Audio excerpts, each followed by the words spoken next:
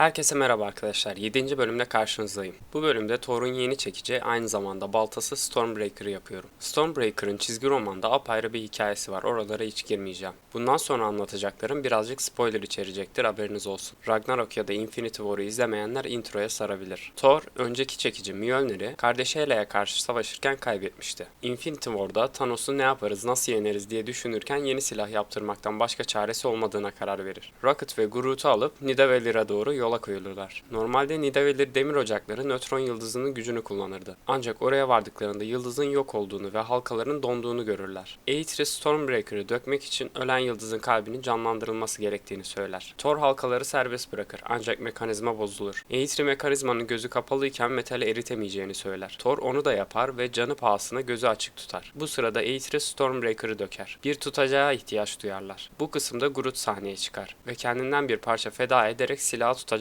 yapar. Böylece Stormbreaker doğmuş olur. Peki Eitri mi daha çok emek gösterdi, ben mi? İzleyelim.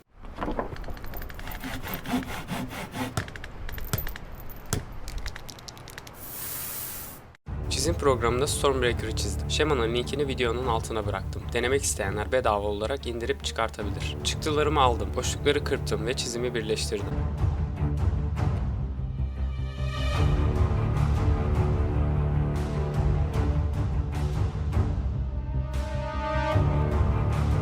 Silahın baş ve sap kısmını birbirinden ayırdım. Sap için Anduril projesinden kalan 50 mm kalınlığında keresteyi kullandım. Çizimi karbon kağıtı yardımıyla tahtaya aktardım ve döküpaş testereyle kestim.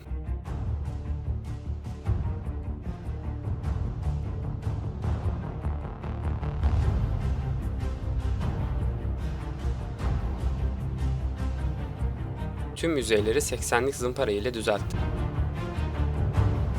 Sapın köşelerini ıskarpela ile oydum. Zımpara ile yumuşatıp yuvarlattım. Bunu her köşe için yaptıktan sonra ortaya bu görüntü çıktı. Baş kısmında bayağı katman olacak. Ana katman için baş çiziminin tamamını tahtaya aktarıp kestim.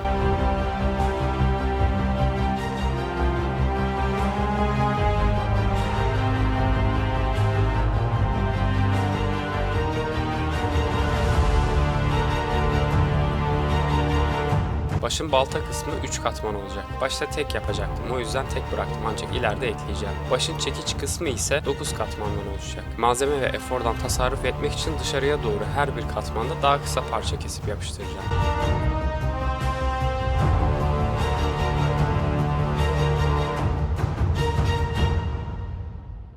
Çekicin ilk katmanlarını kestim.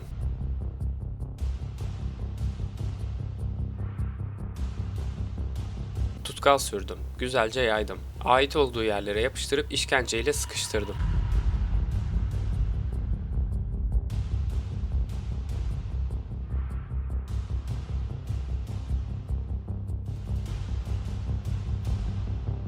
Sıradaki katmanları kesip tekrar aynı işlemi uyguladım.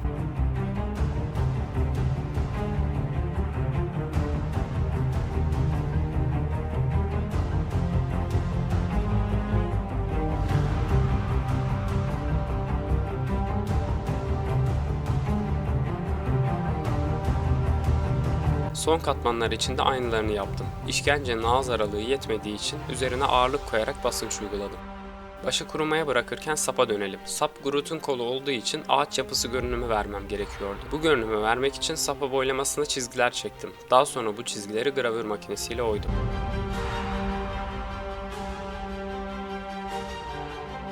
Biraz daha detay vermek için sapın dip kısmına bu şekilde oyuklar açtım.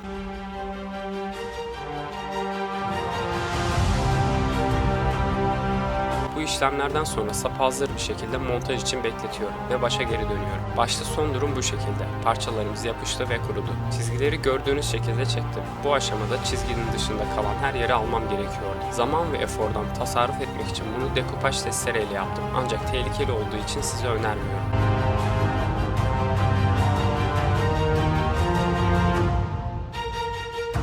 Makinenin ulaşamadığı yerleri ıskarpele ile aldım.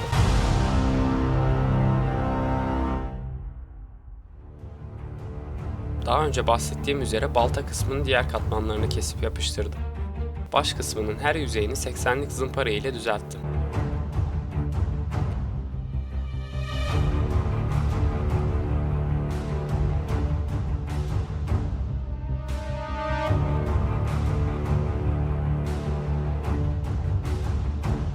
Balta kısmının eğiminin başladığı yeri belirlemek için çizimden yardım aldım. Baltanın keskin ucu olacak kısma da bir çizgi çektim. Bu iki çizgiyi birleştirdiğimde baltaya keskinlik vermiş olacağız. Önce ıskarpela ve çekiç yardımıyla talaş kaldırdım. Daha sonra zımpara ile düzelttim. Sırada biraz daha detay var. Baltanın köşelerini oymam gerekti. Çok fazla anlam vermeye çalışmayın, tasarımı böyle deyip geçelim. Gravür makinesiyle derinlik verdim. 2 tane de faça attım. Çekiç kısmının köşelerini de düzleyeceğiz arkadaşlar. Bunun için ortadan 10'ar mm, en yüksek seviyeden 20'şer mm ve en arkadan 15'er mm içeri girip işaretledim. Bu noktaları birleştirdim ve çizgilerin arasına aldım. Tekrar ediyorum, bu hareketler trafiğe kapalı ortamda uzman şoförler tarafından yapılmaktadır. Lütfen evde denemeyiniz. Kestiğim yerleri zımparaladım ve düzelttim. Oluşan görüntü bu. Tüm hata ve boşlukları ağaç macunuyla kapattım. Gördüğünüz gibi bayağı her yer hata ve boşlukmuş.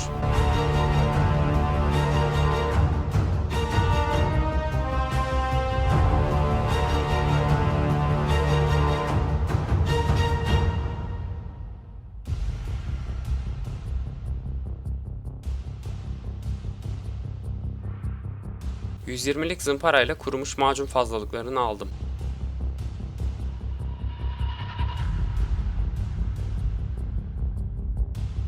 Stormbreaker'ın üzerindeki çıkıntıları 3 mm mukavva ile elde ettim. Çizimden çıkıntı olan bölgeleri mukavvaya aktardım ve falçatayla kestim.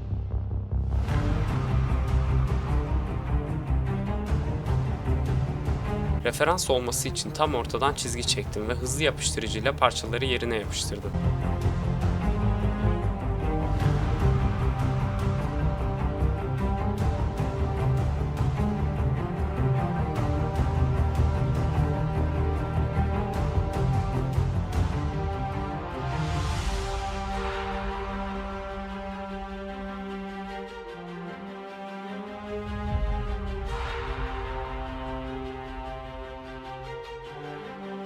Yapıştırma işleminden sonra mukavva parçalara hızlı yapıştırıcı uyguladım. Güzelce yaydım ve kuruttum. Böylece daha sert bir yapıya sahip oldular.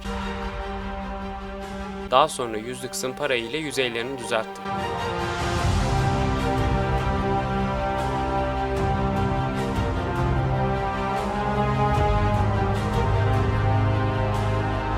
Mukavvadan düz bir şerit kestim. Bu şeritle çekiç kısmının en yüksek noktasını çevirdim. Yine sertleştirme ve düzeltme işlemi uyguladım.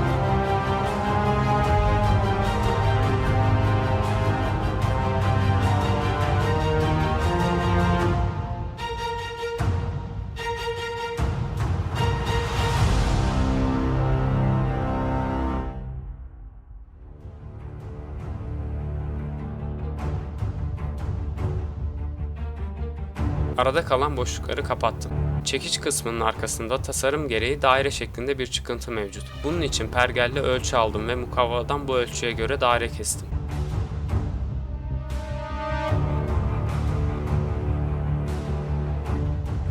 Köşeleri birleştirdim ve orta noktayı belirledim. Orta noktadan hareketle daireyi parça üzerine çizdim ve bu daire içine mukavva dairemi yapıştırdım.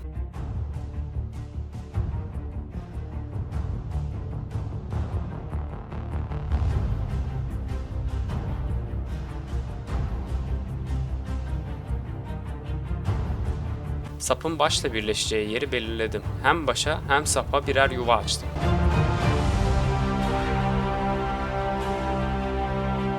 Bu yuvaya yerleştirmek için metal çubuk parçası kestim. Yuvalara hızlı yapıştırıcı uyguladım ve metal çubuğu yerleştirerek birleştirdim. Tüm yüzeyi 120'lik zımparayla düzelterek boya işlemini hazırladım ve tozdan arındırdım.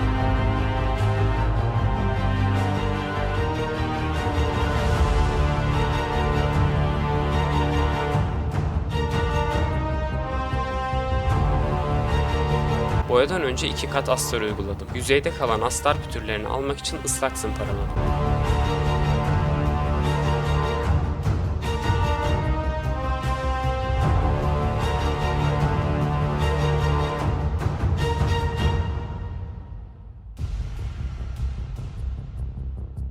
Başı kapattım ve sapa kahverengi uyguladım. Bu sefer boya karışımı yapmak yerine kahverengi boya alıp kullandım.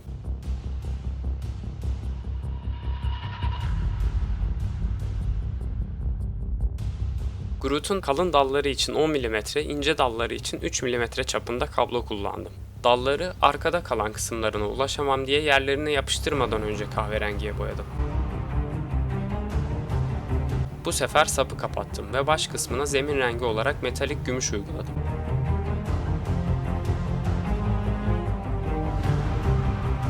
Daha koyu olan kısımlar için gerekli yerleri maskeleme bantı ile kapatıp metalik gümüş ve siyah ile hazırladığım karışımı uyguladım. Kanalıma hoş geldiniz. Bugün maskeleme bantı açılışı yapıyorum.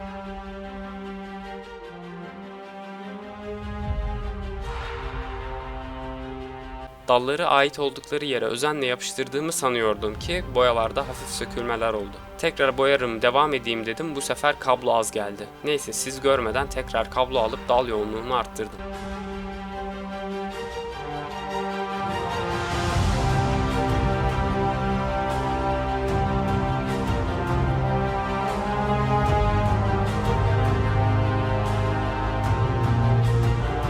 Tekrar boyadım ve boyasız yer kalmadığına emin oldum. Metal kısmı üzerinde kalan yerleri fırçayla hallettim. Son işlem olarak 2 kat mat vernik uyguladım. Ve Thor'un yeni silahı Stormbreaker hazır. Beğendiyseniz beğen butonuna basarak, abone olarak ve videoyu paylaşarak bana destek olabilirsiniz. Sıradaki projeler için fikir vermek istiyorsanız lütfen yorum paylaşın. İzlediğiniz için teşekkür ederim.